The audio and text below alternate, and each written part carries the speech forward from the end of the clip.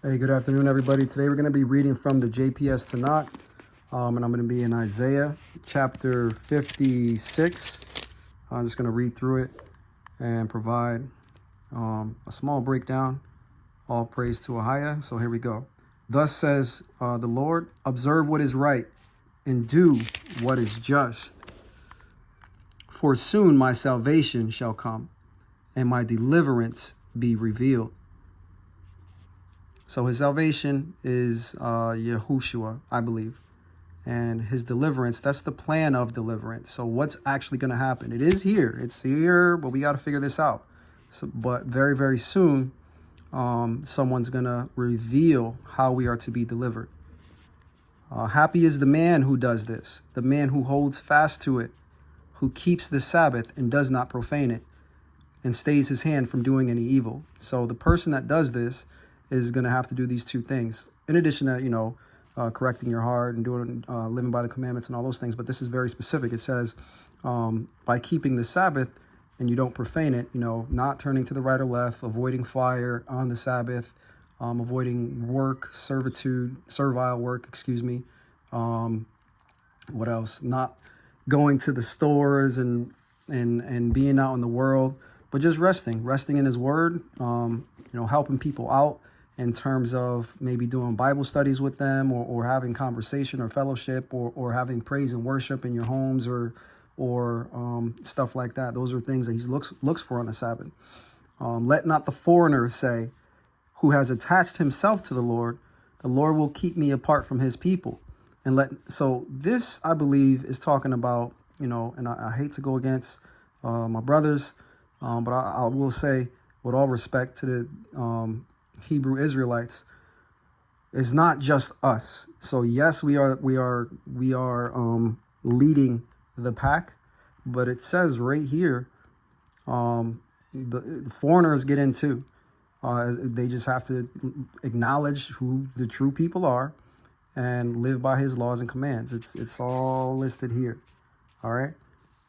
And not the eunuch say, I am a withered tree. So the eunuch is people that were castrated back in the day, I believe. So because they usually ran like the castles and the whatever, but the pharaohs or the presidents or the kings of Israel in this case, they didn't want men who were overseeing, their wives while the king was out at war or going to tour the country or whatever the kings did. They didn't want to leave the men alone with the woman, so they castrated the men so they wouldn't have to worry about intercourse, if you will, and everything that comes with that. Who have chosen what I desire and hold fast to my covenant, I will give them in my house and within my walls a monument and a name, better than sons or daughters. I will give them an everlasting name, which shall not perish. As for the foreigners who attach themselves to the Lord to minister to him and to love the name of the Lord, to be his servants, all who keep the Sabbath and do not profane it, and who hold fast to my covenant, I will bring them to my sacred mount and let them rejoice in my house of prayer. So the Most High is telling us from his words, Isaiah 56, go check it out for yourself, that as long as you're doing his work and you're willing to give up your life to do his work, you have a home with him. It's as simple as that. It's as simple as that. Yes, he has a people and a seed line. And yes,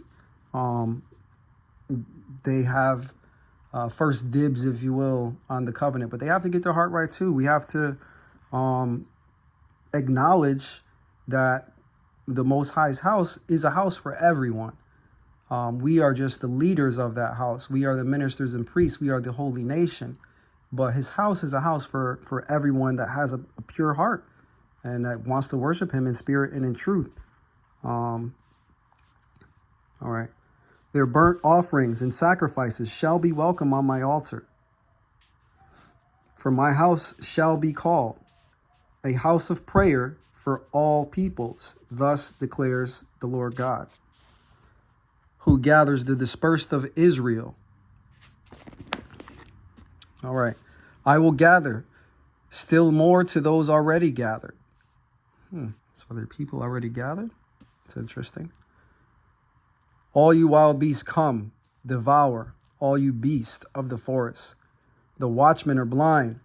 So the beasts of the forest, the wild beasts, those are other nations, as like a code word, to the other nations. I believe in like the 1400s, this is when this prophecy kind of came into effect. We were still living here in the United States and in our land out west, southwest United States. And that's when everything kind of started to be getting switched around with Christopher Columbus coming in, and then the all of the wars and repopulation of our land with people that weren't originally from that land. That's exactly what happened. It's neither here nor there. Let's keep going. All the watchmen are blind, all of them. They perceive nothing. So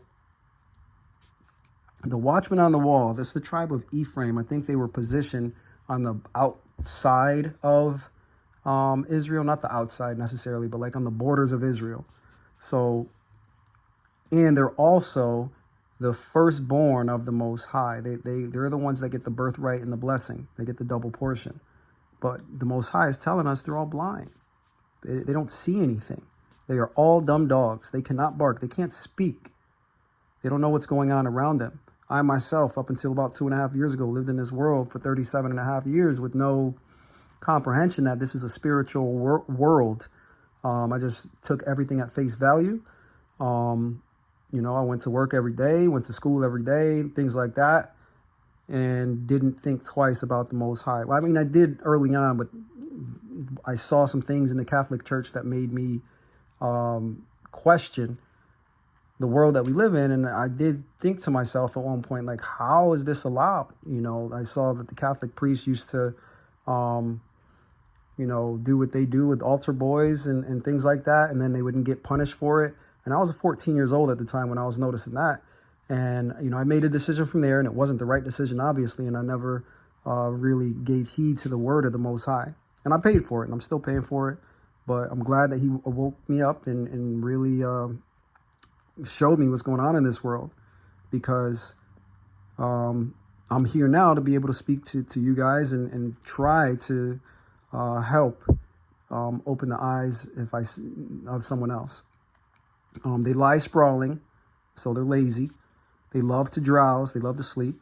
Moreover, the dogs are greedy. They never know satiety.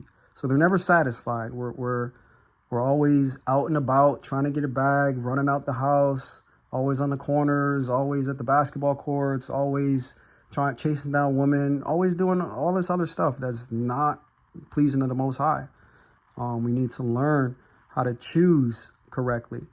But we can't choose correctly if we don't even know that, we are supposed to be serving a God. We're supposed to be serving the Most High.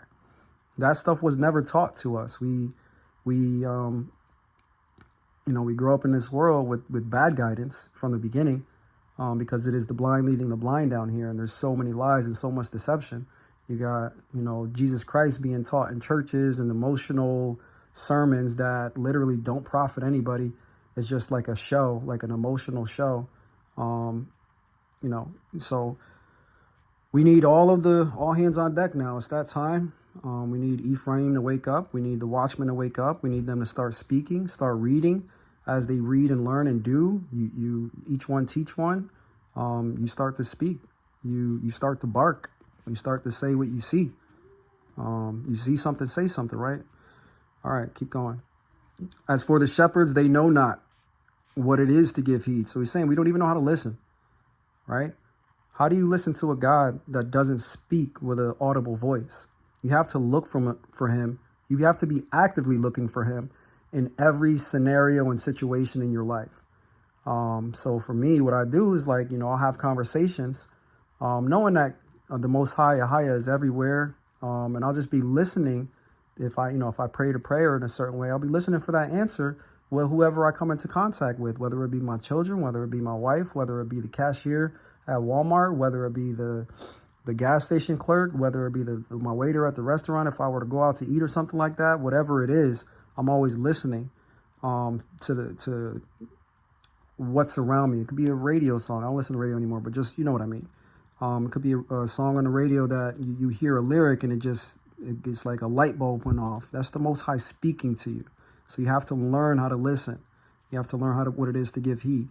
Everyone has turned his own way. So we're all doing our own thing down here. Every last one seeks his own advantage. We're all scheming and trying to see how we can be like crabs in a bucket and get over the next person. And it's not going to work like that. We have to come together. We have to unite. We have to get in this word, seek out the Most High, put down this world. Continuing, it says, come, I'll get some wine. Let us swill liquor. Who's that?